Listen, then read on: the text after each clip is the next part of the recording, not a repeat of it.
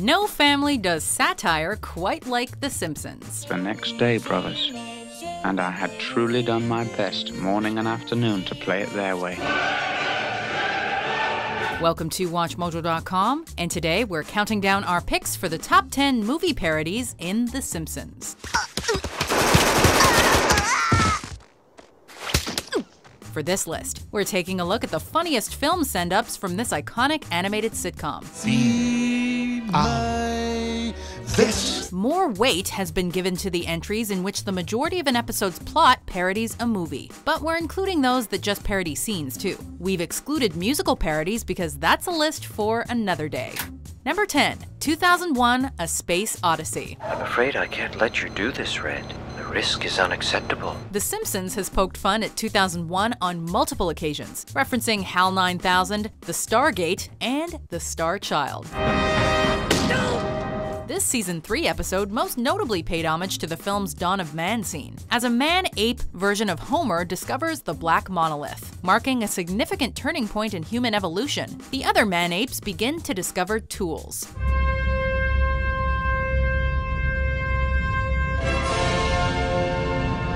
Homer, however, merely discovers a new napping spot. Despite being a dream sequence, this parody sums up Homer Simpson in a nutshell. He's a primitive creature who will never fully evolve. Based on the way he sleeps, Homer could very well be the missing link between man and ape. Dad, I'm calling about the school talent show. Don't worry, I know it's tonight. Number 9, Alien.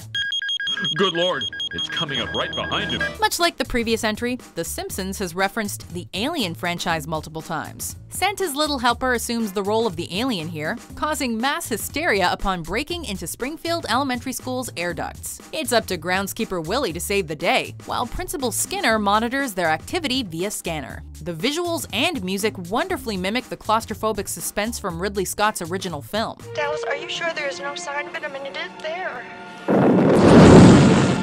It's gotta be around there. Of course, Bart's lovable mutt isn't nearly as threatening as a xenomorph. So the greased Scotsman fortunately doesn't meet the same grim fate as Dallas. Dallas? Superintendent Chalmers really should have made way for Willie, though. Make way for Willie! Number 8, The Great Escape. Don't like to nap, eh? We have a place for babies like you. The box! Ayn Rand's School for Tots is comparable to a POW camp for little Maggie and her fellow babies. After the firm daycare owner takes away her beloved pacifier, Maggie looks to The Great Escape for inspiration. Being a natural-born leader, the youngest Simpson rallies her fellow babies to reclaim their pacifiers. A failed attempt lands Maggie in the box, which is the playpen equivalent of the cooler from the World War II flick. And now go away from here. If you steal tools, cooler. Like Steve McQueen's Cooler King, she at least has a ball to bounce against the wall. This parody wouldn't be complete without composer Elmer Bernstein's march theme from the 1963 film. The music makes Maggie's antics all the more exciting and triumphant.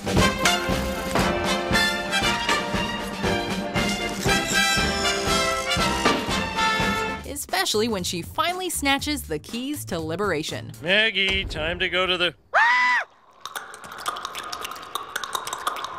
Number 7, Pulp Fiction. Well, at McDonald's, you can buy a Krusty Burger with cheese, right? But they don't call it a Krusty Burger with cheese. Get out. Well, why do they call it? In the vein of what's arguably Quentin Tarantino's magnum opus, this classic episode tells several short stories that occasionally intertwine. And what do they call it? They call it Royale with cheese. Royale with cheese. The episode literally turns into a Pulp Fiction parody, following a conversation about fast food items. Quarter pounder with cheese? Well, I can picture the cheese, but Chief Wiggum is still hungry after consuming his Krusty Burger with cheese and crusty, partially gelatinated non-dairy gum-based beverage, prompting him to get some donuts. Well, I know what I'm getting. Some donuts. Help me out of the booth, boys. Matters take an unexpected turn when Jailbird Snake crashes into the bumbling police chief. Hold it right there. Like Butch and Marcellus Wallace, both men wind up at the mercy of a shady store owner. Before Zed can show up, however, the last person you'd expect comes to the rescue. Hey, Dad, can we get this, please? Way to get medieval on him, Milhouse. I ain't through with you by a damn sight. I'ma get medieval on your ass. Number 6. Citizen Kane. I want my Teddy. Charles Foster Kane and Charles Montgomery Burns have a great deal in common. Oh, it's you. Aside from being incredibly wealthy and sharing the same first name, both men were deprived of a proper childhood. Be careful, Charles. Kane. Pull your muffler around your neck, Charles. Kane, Instead of a sled called Rosebud, Mr. Burns' loss of childhood innocence is epitomized through a teddy bear named Bobo. Realizing how empty he is inside, Burns sets out to reclaim his long-lost teddy, which has come into Maggie's possession. Maggie, I'm trying to watch TV. Put that moldy old bear down. In addition to being a funny parody, this episode also encompasses the same poignant moral behind Citizen Kane. All the money and power in the world can't buy everything. Just money, it doesn't mean anything. Once Mr. Burns learns this valuable lesson, he's finally reunited with his beloved bear. Temporarily anyway. My beautiful Bobo. I promise I'll never leave you behind again. Number 5. Terminator 2 Judgment Day. Hey, what's up for today, Nettie? After years of loving thy neighbor, Ned Flanders finally wins over Homer Simpson. Ned's friendly nature blows up in his face, however, as Homer gets too close for comfort. Oh, okay. When it comes to spending time with his new best buddy, Homer is even more determined and unyielding than the T-1000. The Flanders family eventually makes a break for it, but that doesn't stop the oblivious Homer from pursuing them. Nettie?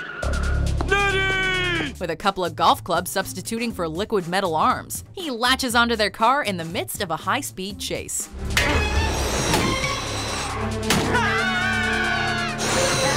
This Terminator 2 reference goes by so quickly that you might not catch it at first. But that's part of what makes it such a brilliant parody, though. I guess he didn't see me.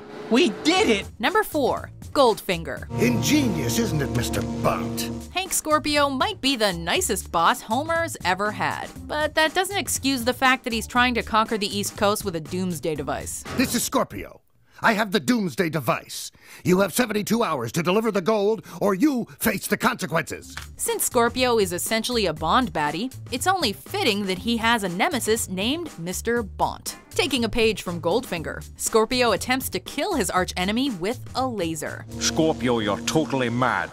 I wouldn't point fingers, you jerk. Mr. Bont naturally has a trick up his sleeve, liberating himself from his restraints with a coin. Hilariously unaware that he's working for a supervillain, Homer leaps into action and tackles the secret agent. Nice work, Homer! Am I proud of you? Rather than wasting time with another death trap, Scorpio has his guards finish the job on the spot. Mr. Bond won't return. Thank you. Number 3. Raiders of the Lost Ark. No time to argue. Throw me the idol, I throw you the whip. Much like the opening to Indy's debut adventure, this parody slowly builds tension as Bart retrieves Homer's jar of change.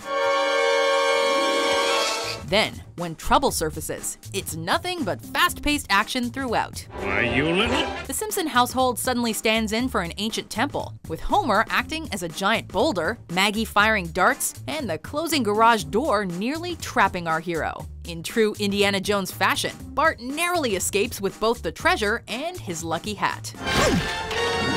John Williams' unforgettable musical score is the cherry on top of this priceless scene, which manages to be exhilarating, inventive, and hysterical all at once. Number 2. Cape Fear.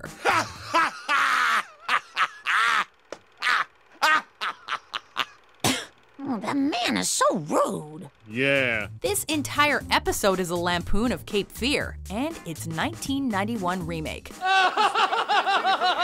Both of which center on a convicted criminal who stalks a family after being released from prison. Looking to get even with Bart once and for all, a tattoo-riddled Sideshow Bob begins to channel Max Cady. Oh, really? Now that's too much.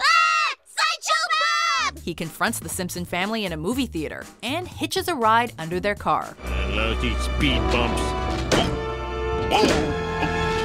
Bob and Max also notably share the same theme music by composer Bernard Herrmann. Even if you're not familiar with Cape Fear, this Simpsons episode will still have you laughing every minute. Hello, Mr. Thompson.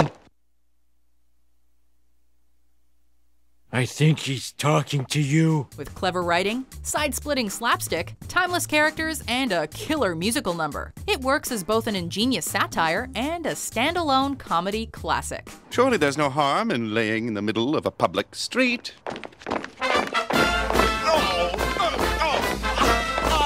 Before we get to our top pick, here are some honorable mentions.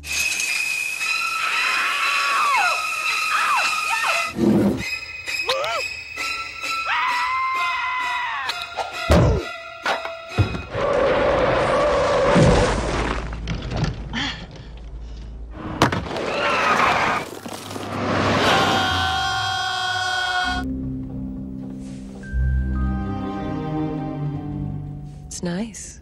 I could ne'er have shut Burns! Number 1, The Shining. Homie? What he's typed will be a window into his madness. The annual Treehouse of Horror special always makes leeway for plenty of spooky satire. That's odd.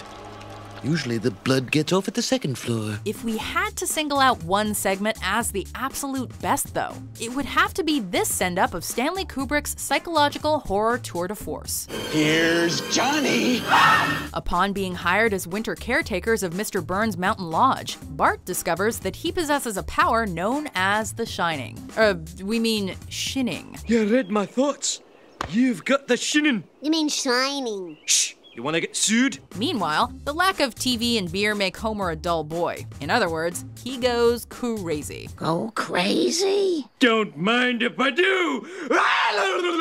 This segment has one great reference after another. From the blood in the elevator, to the creepy twins in the hallway, to the immortal line, "Here's Johnny." Here's Johnny!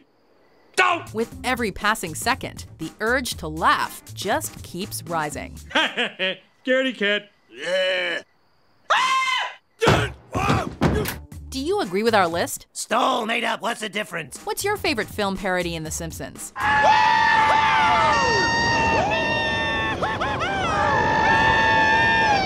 For more entertaining top 10s published every day, be sure to subscribe to WatchMojo.com.